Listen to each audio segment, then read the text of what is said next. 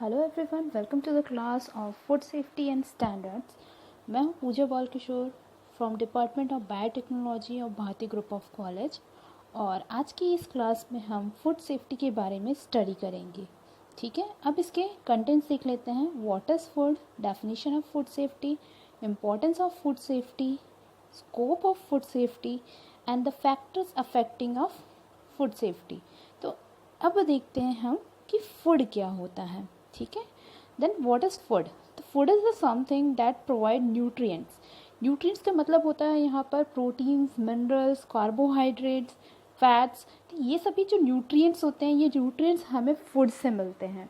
ठीक है, ये जो हम न्यूट्रिएंट्स लेते हैं, इन्हीं न्यूट्रिएंट्स को हम एनर्जी में कन्वर्ट करते हैं, जो एनर्जी हमारी एक्टिविटी के लिए, हमारी ग्रोथ के और हमारी बॉडी के हर एक फंक्शन के लिए, चाहे वो ब्रीथिंग हो यानी सांस लेना हो, या फिर फूड का डाइजेशन हो, या हमारी बॉडी को वार्म रखना है यानी गर्म रखने हो, इन सभी के लिए हमें इस एनर्जी की ज़रूरत होती है। और इस एनर्जी के लिए हमें ज़रूरत होती है न्यूट्रिएंट्स की, और ये न्यूट्रिएंट्स हमें मिलता है फूड से। ठीक है, यानी कि ये जो मटेरियल है, ये हमारी ग्रोथ, हमारी बॉडी की रिपेयर और हमारी जो इम्यूनिटी है उसको बनाए रखने के लिए बहुत ज़्यादा ज़रूरी होता है। तो ये फूड कई तरीके के हो सकते हैं, कुछ प्लांट से मिलने वाले हो सकते हैं, कुछ लाइव स्टॉक यानी कि एनिमल्स से मिलने वाले हो सकते हैं। इस तरीके कई तरीके के फूड होते हैं। अब बात करते हैं हम कि फूड सेफ्टी क्या हुआ। फूड हुआ, फूड खा रहा है तो उसकी सेफ्टी कैसे करेंगे हम। ठीक है, तो इसका देखते हैं कि डेफिनेशन क्या होता है। तो फूड सेफ्टी की बात करते हैं तो फूड सेफ्टी एक साइंटिफिक डिसिप्लिन यानी एक वैज्ञानिक अभ्यास होता है, जिसमें बताया गया है, डिस्क्राइब किया गया है कि फूड को किस तरह से हैंडल किया जाना चाहिए, फूड को किस तरीके से प्रिपेयर करना चाहिए यानी तैयार करना चाहिए, यानी कितने टाइम पर, कितने टेम्परेचर पर तैयार करना चाहिए। इसके अलावा फूड को किस तरीके से स्टोर करके रखना चाहिए, कितने टेम्परेचर पर स्टोर करके रखना चाहिए। कुछ फूड ऐसे होते हैं जिनको डीप फ्रिज में रखना पड़ता है, कुछ फूड ऐसे होते हैं जिनको कम फ्रिज में रखना पड़ता है, कम टेम्परेचर पर रखना पड़ता है। कुछ फूड ऐसे होते हैं जिनको हम फ्रिज में नहीं कर सकते, फ्रीजिंग नहीं कर सकते, हॉट टेम्परेचर पे रखना होता। तो ये सब जो चीज़ें हैं, ये फूड सेफ्टी के द्वारा ही हम कर सकते हैं। अब ऐसा हम करते क्यों हैं?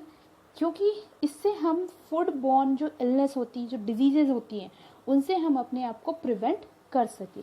इसलिए हम फूड में फूड सेफ्टी का प्रयोग करते हैं। ठीक है, इसमें कुछ रूटीन्स बने हुए हैं, उन रूटीन्स को फॉलो करके हम हेल्थ हजार्ड से बच सकते हैं। अब बात करते हैं हम इम्पोर्टेंस ऑफ फूड सेफ्टी। इसमें सबसे पहला पॉइंट आता है सेफ्टी। ठीक है, setting standards for toxicological and microbial hazard, यानी कि जो हम फूड में जो टॉक्सिकोलॉजिकल यानी कि कुछ केमिकल्स होते हैं जो टॉक्सिक रिएक्शन कर सकते हैं उनसे, और जो माइक्रोबायोलॉजिकल यानी कि बैक्टीरिया या फंगस से होने वाले जो बीमारियां हैं, जो हजार्ड हैं, उनसे बचने के लिए फूड सेफ्टी बहुत ज़्यादा ज़रूरी होती है during the preparation of food. ठीक है, इसके अलावा जो फूड सेफ्टी की जो प्रोसीजर्स और प्रैक्टिस हैं, वो पूरी तरीके से अचीव हो रहे हैं या नहीं हो रहे हैं, उनका ठीक तरीके से पालन हो रहा है कि नहीं हो रहा है, ये भी फूड सेफ्टी के द्वारा वहाँ पर मेजर किया जाता है। यानी कि हर तरीके से फूड बॉर्न इलनेस से बचने के लिए या हमारी सुरक्षा के लिए ज़रूरी है, बहुत ज़्यादा ज़रूरी है कि हम फूड सेफ्टी के प्रोसीजर्स का पालन करें। उसके बाद आता है न्यूट्रिशन।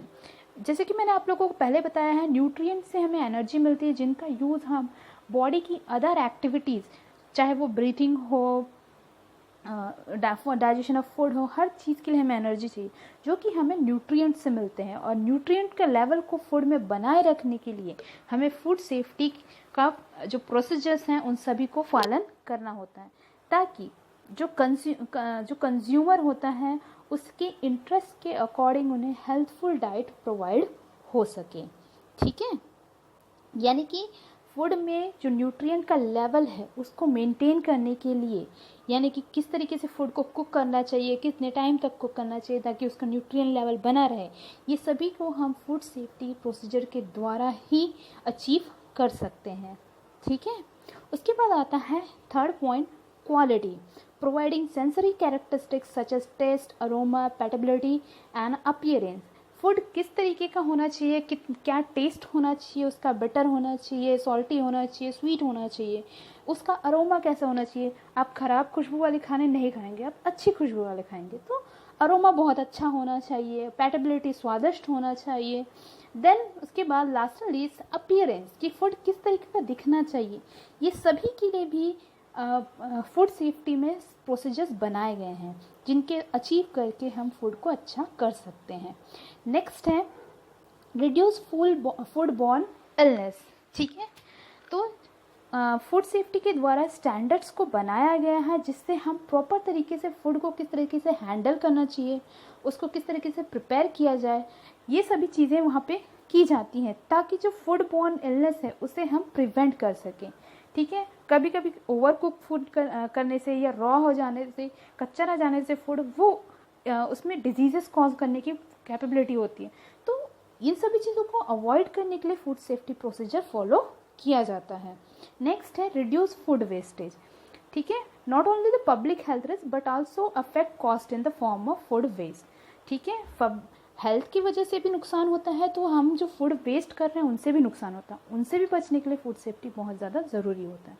अब बात करते हैं scope of food safety. Scope की बात करते हैं तो स्कोप फूड की हर जगह पे होती है फूड सेफ्टी की, चाहे वो फूड प्रोसेसिंग हो, पैकेजिंग हो, या पॉइंट ऑफ सेल हो, या फिर प्रिपरेशन होता है, कंज्यूमिंग होती, तो हर जगह पे फूड सेफ्टी की ज़रूरत होती है।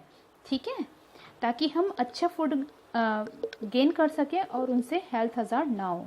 तो अब देखते हैं इसके स्कोप के बारे में। तो food safety principle and practice are applied to food from farm product and livestock production, manufactured and processed food products for consumer, यानी अनाज उगाने से लेकर उसके एंड प्रोडक्ट बनने तक।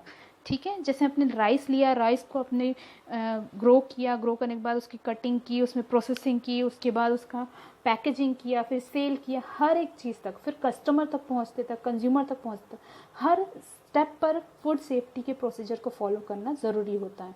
इसके अलावा इन ऑल रॉ मटेरियल्स, यानी जितना भी आपका अनाज जो भी यूज़ कर रहे हैं, जो भी रॉ मटेरियल्स, जितने भी इंग्रेडिएंट्स हैं, जिनके भी प्रोसेसिंग एड्स यानी सॉल्ट, शुगर, जितने भी प्रोसेसिंग एड्स होते हैं, ठीक है, यहाँ तक कि फूड को किस तरीके से पैकेज किया जाता है, पैक किया जाता है, कि किन जगह पर हम कुकिंग कर रहे हैं, किन जगह पर हम उसे कंज्यूम कर रहे हैं, तो उन सभी जगहों पर फूड सेफ्टी प्रोसीजर्स फॉलो होते हैं।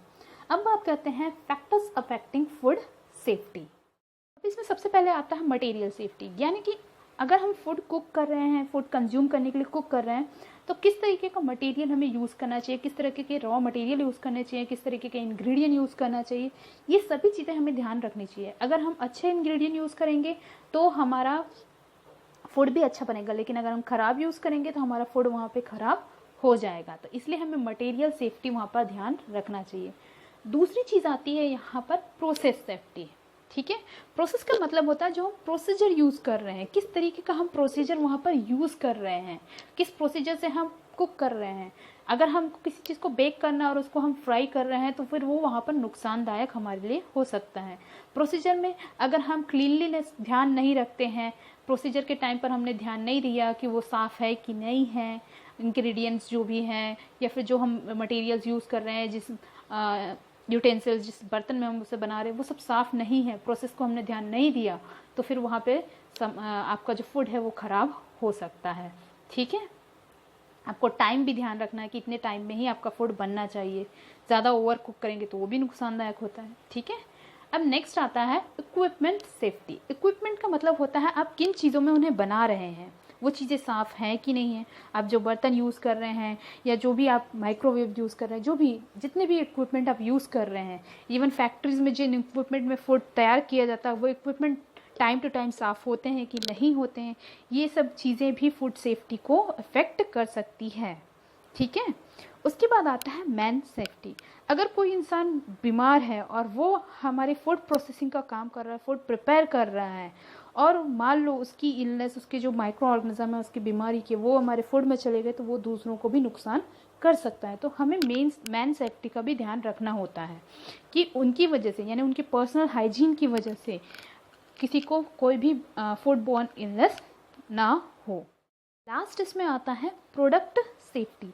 प्रोडक्ट सेफ्टी का मतलब होता है जो हम फूड प्रोडक्ट ले रहे हैं, हमें जब उसको कंज्यूम करने वाले होते हैं उससे पहले हमें उनका ध्यान रखना चाहिए कि वो एक्सपायर तो नहीं हो चुके हैं, ठीक है, या उनका टाइम ख़त्म तो नहीं हो गया है, या फिर उसका टेस्ट कुछ ख़राब तो नहीं है। तो ये सब चीज़ें हमें ध्यान रखनी चाहिए। ये सभी फैक्टर्स फूड सेफ्टी को अफेक्ट करते हैं।